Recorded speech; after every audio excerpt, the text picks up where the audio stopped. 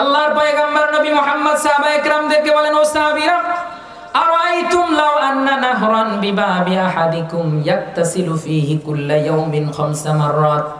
ও সাহাবীরা, তোমাদের বাড়ির কাছে যদি একটা নদী থাকে, ওই নদীতে যদি একজন মানুষ দৈনিক 5 বার গোসল করে, 5 বার গোসল করার পর হাল ইয়াবকা মিন দারনিহি শাইউন, 5 বার গোসল করার পর ওই লোকটার গায়ে কি কোনো ধরনের ময়লা থাকতে পারে? সাহাবায়ে কেরাম রিদওয়ানুল্লাহি আলাইহিম আজমাইন উত্তর করলেন, ইয়া রাসূলুল্লাহ লা ইয়াবকা মিন দারনিহি শাই। ওগো নবী, 5 বার দৈনিক নদীতে একটা মানুষ গোসল করার পর তার শরীরে কোনো ধরনের ময়লা থাকতে পারে না।